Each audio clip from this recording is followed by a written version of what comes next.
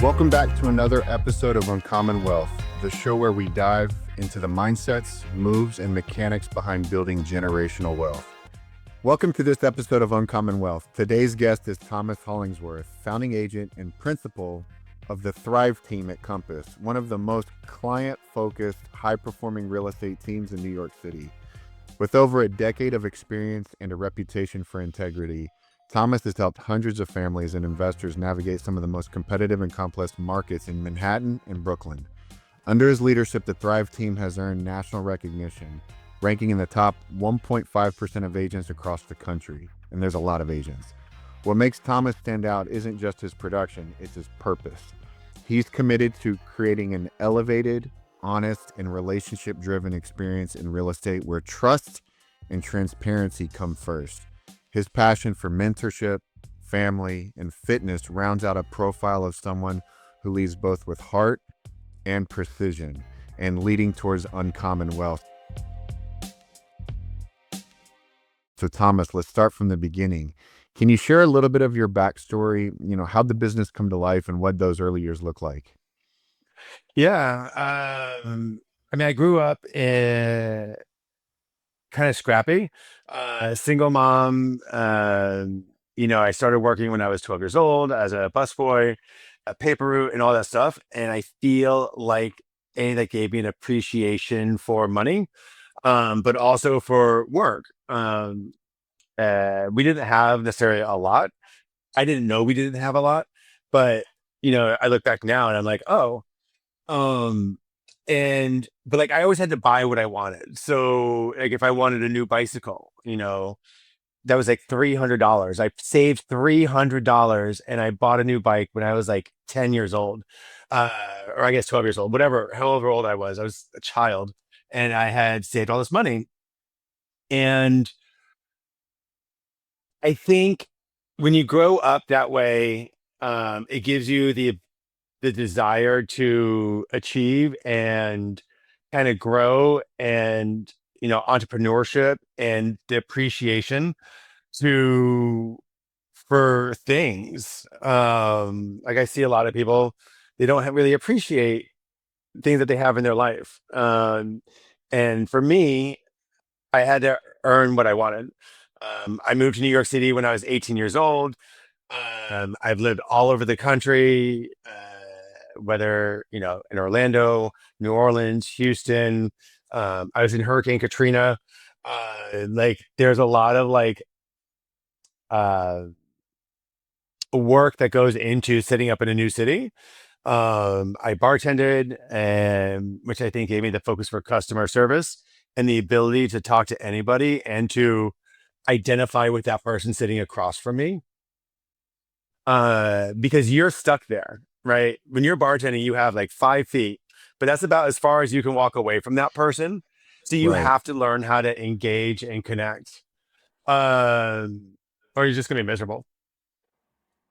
And And so, so yeah, I was getting old. I was like 37, and I realized that I couldn't bartend for the rest of my life, and I wanted some nice things in my life, and so I got my real estate license because like somebody recruited me from across the bar. I started on a team. Like I cut my teeth on like $1,500 rentals in Washington Heights, which is really hard work to make a living out of. Um, and that's where I started in like 2017, I guess. And now like we do over $1 million a year in commission. I own rental properties across the country. I mentor people on my team. I volunteer. Uh, I miss the days of just going into bartend for 5 or 6 hours and walking home with a pocket full of cash. But I am not mad that I traded that life for this one. yeah, you bet. And when did you realize that what you're building now is more than just income and a business, that this could become real lasting wealth for yourself? I would say when I was getting ready, so I started at Keller Williams, and I was coached there. I had productivity coaches, And I became a productivity coach, and I got into what they call the ALC, is the Agent Leadership Committee. Um, and I started seeing how other teams functioned. And like I saw the area of opportunity that if you surround yourself with the right people, they will allow you to lift yourself up. Because I think people get in their own way. And so I was getting ready to switch brokerages, and my partner at the time, we would sit next to each other in the same office, and we would just bounce ideas off each other. And we would talk about what it would be like to get to the next level. And like, I didn't even know what the next level was then. Um, and now that I'm in that next, I guess, two levels beyond that now, um, it really became real that this was going to be a real thing when we moved to Compass, and when we formed the new team, and when we mind maps like our team name. Uh, and we really had to like dream and like plan and think about where we wanted to be 10 years from now. And where do you want to be 10 years from now? Now, I want to be getting ready for retirement. Now my version of retirement is not the version of retirement that other people may envision.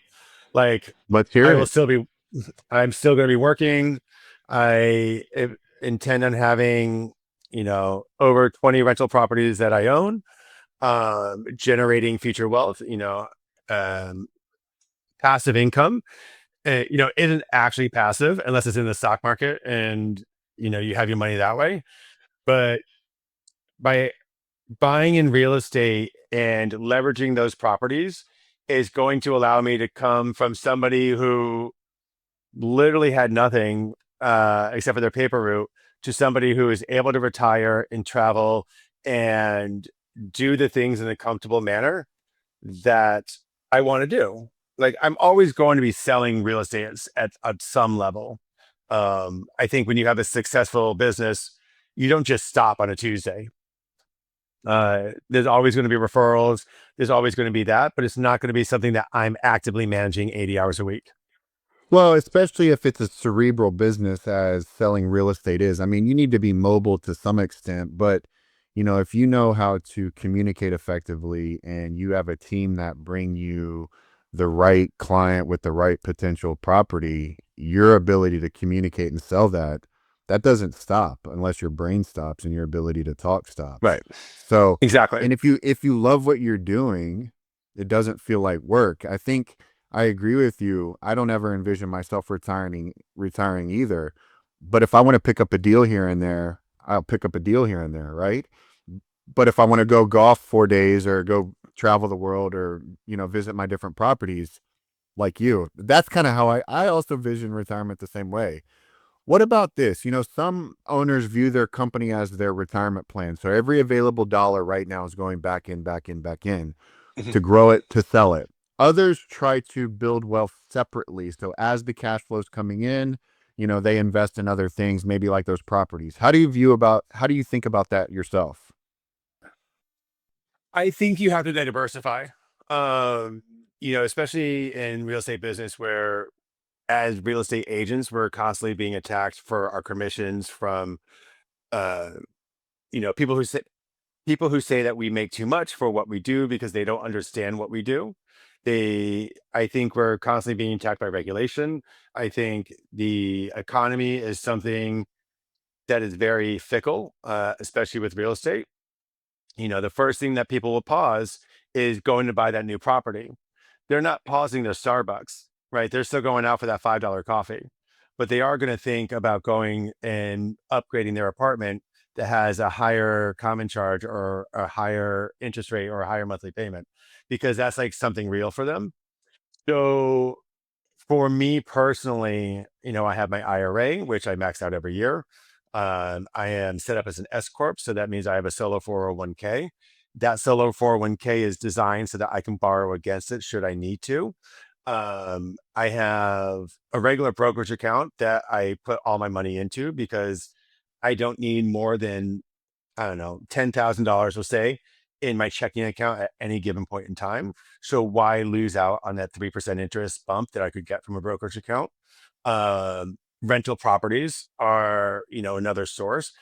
There is, besides the cash flow aspect of it, there's also tax benefits. And I think for anybody who is self-employed or an entrepreneur style, you really need the 5 sources of income, five buckets really. And then my real estate team would be the last. And the real estate What are team is the what one are that those 5 buckets?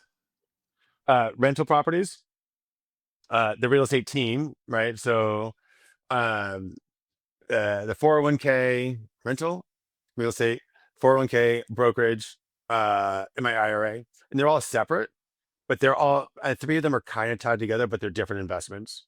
Got you. Um, I would say really the real estate business and the rental properties. The real estate business funds everything else.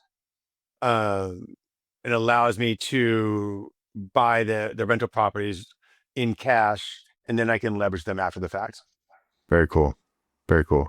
One thing that just crossed through my head as you were going through, and thank you for sharing that setup, by the way. I think that's going to benefit a lot of listeners, is once you have a really good year or really couple years and putting money into the solo 401k doesn't give you enough of the tax break, there's another level up with this called cash balance plan. Making a cash balance plan is like a pension plan, but you can do it if you're the only employee in your company, and you can put in hundreds of thousands of dollars a year on a pre-tax basis, right? So Yeah. it's really built for high net worth earners. There's a company that does a really good job that I can share with you offline. They do a good job, so it's something to think about. What's, Thomas, one belief about wealth or success that's completely changed for you over the last, 8-9 years? I think there is 2 kinds, right? So before I really started to appreciate and understand what money really actually is, I thought wealth was having a lot of things, right? Having a lot of shiny objects surrounding yourself. Choice. Yeah. Now, wealth is about security.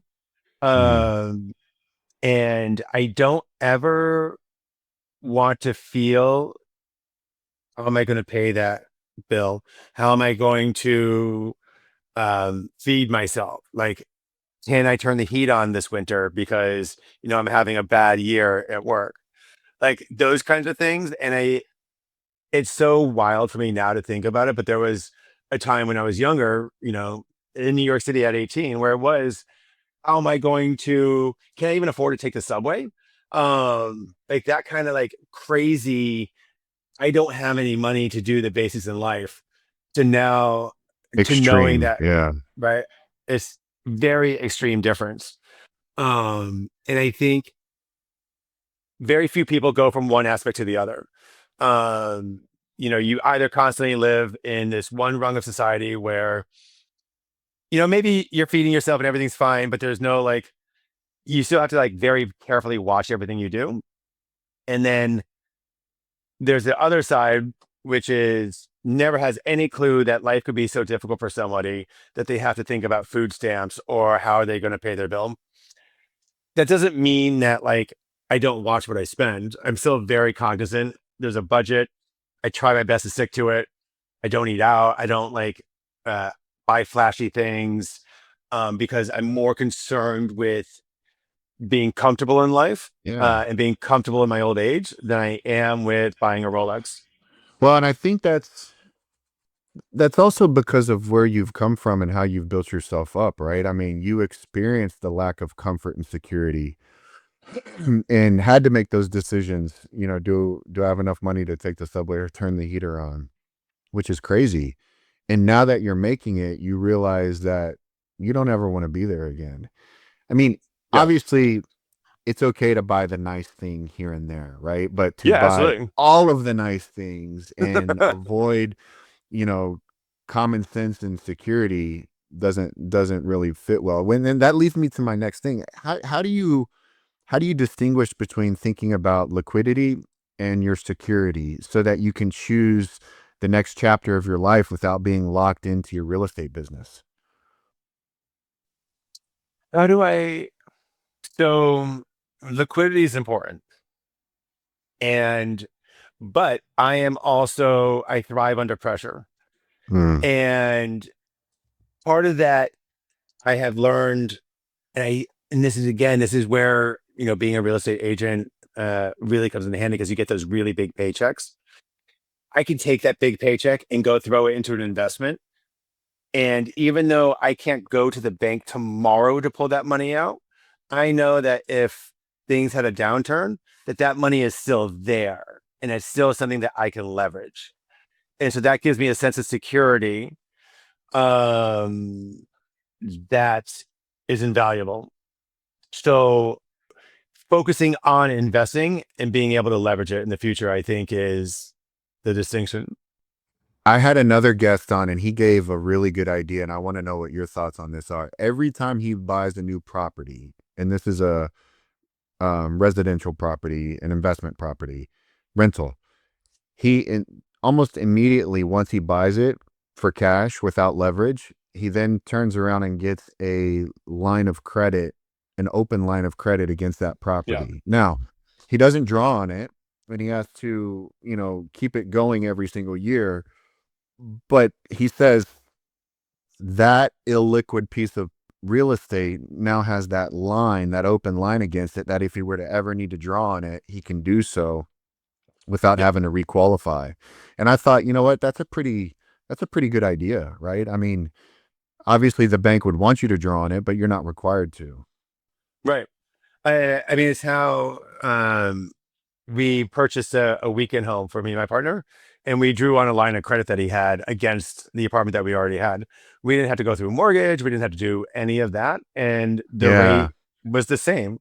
So Yeah. why go through the closing costs of a traditional mortgage when you can draw on your line of credit either on your home or your portfolio? It's the same thing that I'm going to do with my rental properties. Gotcha. Is leverage those and draw against those to fund my life, right? So I just closed something for 7.5 million. I took that commission. I put almost the entire thing. I bought myself a nice smoker There you go. because I like to grill, Gotta but have a nice smoker. you do. Um, but I went and bought a house, right, with that commission. Nice. Otherwise, it could have sat in my bank account. And then over the course of the next 10 year or the next year, I would have drawn against that to fund the business. But now I funded the business, but I don't own anything with that property. Had I bought the property, I would have rental income that would cover a payment if I should need to borrow against it. Now, every time you buy a new property, are you putting them into a separate LLC? Are they going into one LLC? Or what's your thought about the asset protection side of things? It depends on the size of the property. Okay. So typically I buy small single families. And so I put like, I don't know, three or four in each LLC. Okay. But it's really about the value of the property. I don't want too much exposed on any one front. Yeah. Um, and keeping like the bank accounts in separate is whatever, it's Mhm. part of the job. But in general, that's what I do. When you think about the next 10 to 20 years looking ahead, how are you thinking about the business and personally and financially for the next 20 years? What'd The you say? Retirement was in 15? Is that what you said? 10 or 15? That's the goal. So My let's partner focus wants to on reach. that 10 or 15 years. Yeah. Yeah, yeah.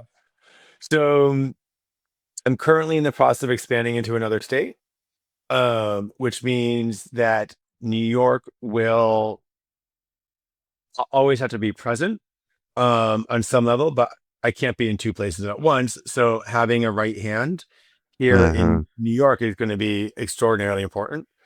Um, and while I grow into Connecticut, and I'll have to find somebody in Connecticut also that can be my left hand. Mm-hmm. Um, and so, it's the constant building, finding the support to support you so that you can continue to build. Uh, Yeah, I'm and a you're really great, becoming a true CEO, right? right. Those are different divisions. So how are you going to set that up so you can get yourself out of the day-to-day activities where you can effectively manage those different divisions, those different regions of your business? Uh, so the ways to set them up, I have admins, obviously, and they take care of like the really, really draw work, like the stuff Mhm. that is so mind numbing that I shouldn't even look at it. And I think having a strong admin, it should be your first hire Yeah. because that's the hard part. So getting the admin support, finding the person that is there, but they have to be like you have to make that new person who's going to be taking over the New York feel invested in the business, right? So they have to have almost a piece of ownership, and you have to Hmm. be able to see control, not ultimate control, but you have to allow that person to feel ownership in the project for them to want to partake in it. So that's going to look like a lot of training, a lot of growth, you know, getting them support so that they feel supported. The same thing with Connecticut, right?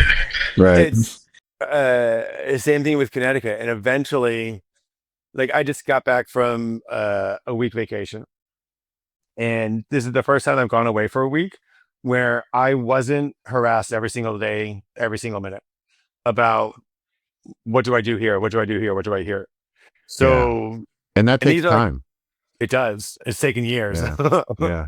Yeah. um And so that's like kind of the first step, being able to go for away for a week and know that everything's going to be okay. Um, I don't know that any CEO really ever lets go of all the pieces.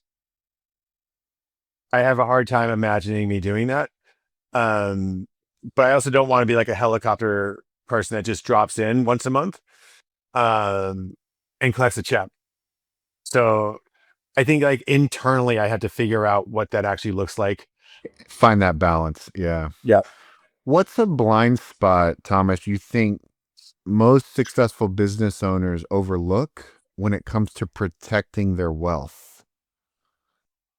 I think they think I think they run too much credit. And not good credit. I think too many people rely on their credit cards and Mm, are paying interest. I think people have a blind spot to credit card interest, car payment interest, overspending.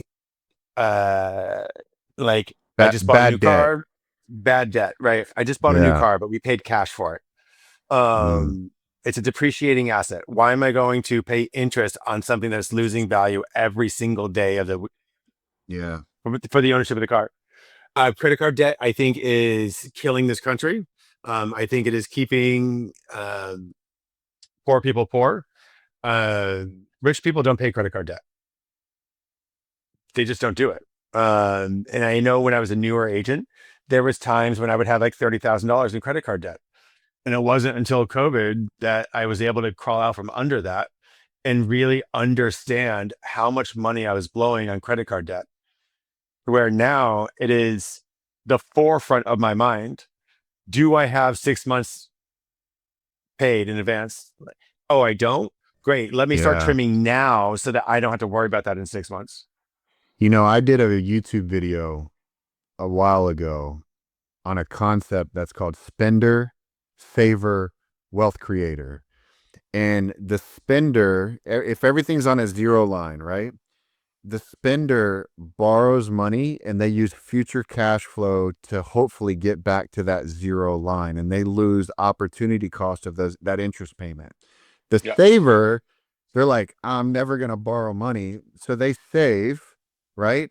And then when they buy something, it takes it all the way back down to the zero line again. So they're Yeah. really not that much different. And then there's a third line, which is called the wealth creator line. So if this is the zero line, the wealth creator line kind of goes up, and it's using the power of good debt, other people's Right. money, kind of that line of credit that you and I were talking about against the appreciating asset, using that to build wealth as time goes on. And it's just an interesting concept because, yeah, if someone would have told us about that back when we were young people, we'd be in a little bit of a different position than what we're in right now, right? Yeah, Yeah. absolutely. What about, what's something that you wish you would have known about business or wealth that you know now? You wish you would have known it 10 years ago.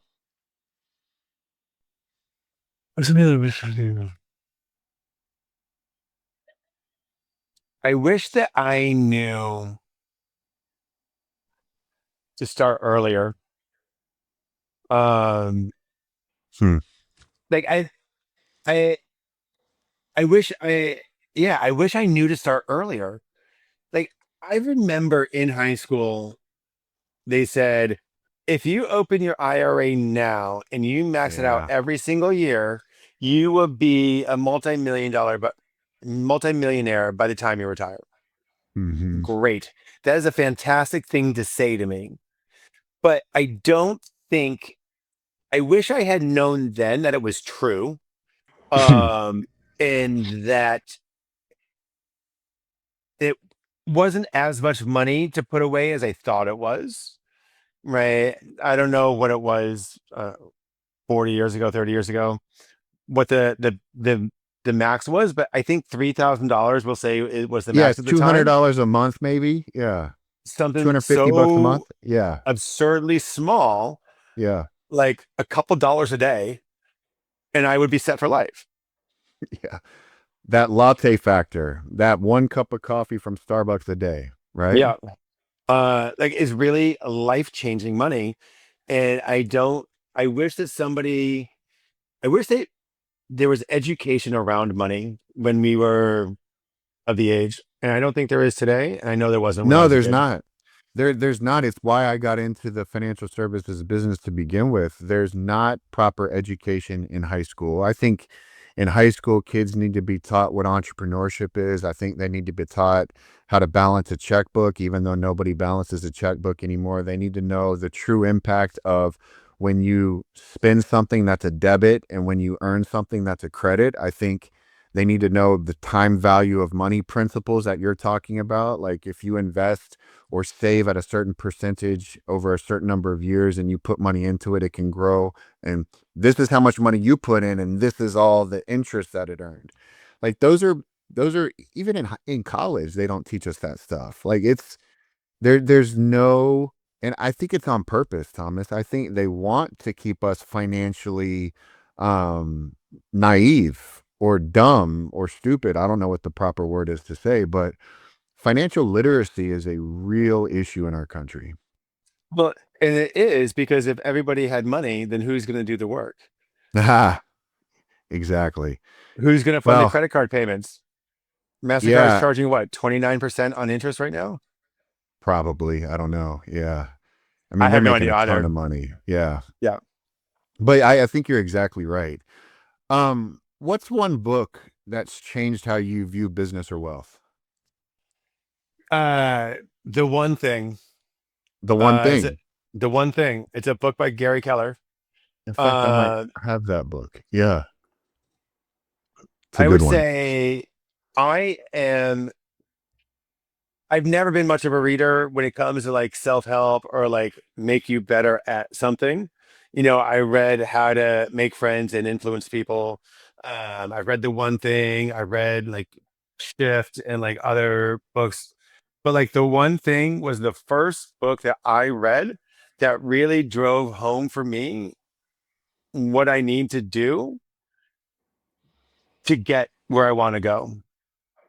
This is I about love that. focusing on the one thing. The one thing. I love that. There's another one that it's called Eat the Frog. Have you read that book? No. So it's as an entrepreneur, every day you've got that one. Well, there we are. I'm about to say it. The one thing that you don't want to handle, you don't want to do, Yeah. and eating the frog is getting that out of the way as early on as possible in your day, so that the rest of your day is off to a good start. And then the other one that came to mind when you said it is Who Moved My Cheese? Did you ever read that book? No. I Who Moved My Cheese is a good one about accepting change and embracing it in your business so that you can stay on the forefront of new trends. Yeah. There's another book that I really like to quote, but I've actually never read. Um, it's called Rich Dad Poor Dad. Oh yeah, Robert Kiyosaki. Yeah, Yeah. yeah. I, Lots of my real estate guys always bring up Robert Kiyosaki, Rich Dad Poor Dad. Yeah. yeah. And it's like this, it's so basic. And this is a really stupid example, but do you remember when MacBooks had a touch bar, touch screen thing? Yes. It was so cool, right? Yeah. Completely useless, had zero value. But I knew that if I didn't buy that version of the MacBook, I was never going to be happy. And I would buy the regular MacBook without the touch bar and then go spend another 2 grand on that version of the book, even though I didn't need it. And it's a stupid, stupid, terrible example. However, um, I I have now learned just to buy the correct thing the first time, The because first time. every time I try to save a nickel and buy something that I can make work, it doesn't work. I end up going and buying the thing I should have bought to begin with, and I've wasted that money from the first time. You bet. That is good advice. Last question. What's a daily habit that keeps you grounded or focused? I make my bed. There's a book about that. How did you come to find out that that's your thing? Yeah, there's a book about that. I quit drinking about 11 and a half years ago. And the Congrats. first thing that they tell you is make your bed every day. And since then, I have made my bed every day, and it is a moment for me to think and take stock of my day and how to make myself prepared for the rest of the day. I love that. Yeah, Yeah, I'm trying to think of that. I love that. I'm trying to think of the name of the book. All my books are over here. That's why I keep looking in this yeah, yeah. direction. Um, and I'm trying to think about it was a US Navy admiral who said the key or one of the keys to success in life is making your bed every single day. And I'm trying to remember his rationale behind it, but it might be similar to what you just said. It just starts your day, organized, life in order, and it's a menial task, but it's an important task, right? Yes. Because let's face it, no one really likes to come home to a disheveled bed. No, it's awful. It's an awful feeling. Man, Thomas, this was great. I mean, what you've built with the Thrive team, it's more than just real estate. And very excited about your expansion into Connecticut. It's about trust, longevity, leadership. Your commitment to doing things the right way, I can tell that that's in you. It's not about the money. The money is a result of doing things the right way. It's rare and it's refreshing, to be honest with you.